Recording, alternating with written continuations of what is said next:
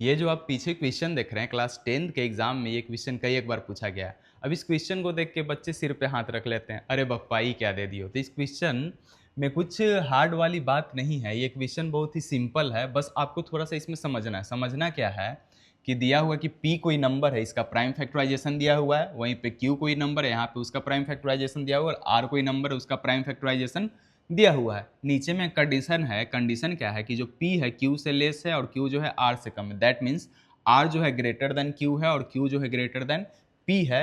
यानी कि सबसे छोटा वाला नंबर आपका p है और सबसे बड़ा वाला नंबर q है, और जो बीच का नंबर है आपका क्या है, r है। अब इसका एलसीएम निकालना है, एलसीएम निकालना है किसका, p और q का।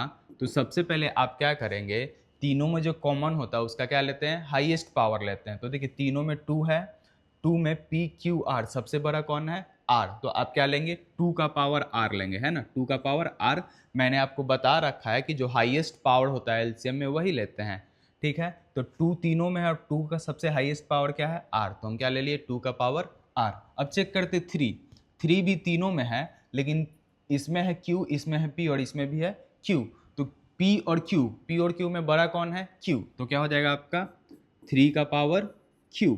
वैसे ही सिमिलरली तीनों में आपका 5 है, तीनों में आपका क्या है 5, इसमें भी है आपका P Q R। तो P Q R में सबसे बड़ा कौन है, तो 5 का पावर R। तो लिख देंगे 5 का पावर R, और ये आपका एलसीएम क्या हो गया, निकल गया। सिमिलरली अगर आप इसका HCF निकालेंगे, क्या निकालेंगे आप, HCF निकालेंगे P और Q का, तो हम बोले थे कि तीनों में जो कॉमन रहेगा उसका लोएस्ट पावर लेके चलेंगे और तीनों में जो नहीं होगा उसको छोड़ते हुए चलेंगे। तो आप देखेंगे 2 में, तो 2 में सबसे छोटा कौन है आपका, P है। तो 2 का पावर क्या हो जाएगा, P।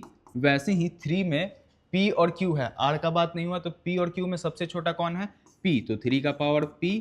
और 5 में देखेंगे तो PQR है, तो सबसे छोटा कौन है आपका, P है। तो आपका HCF भी निकल गया और आपका एलसीएम भी निकल गया। तो उम्मीद करते हैं समझ में आएगा, ये क्वेश्चन ज़्यादा टफ नहीं।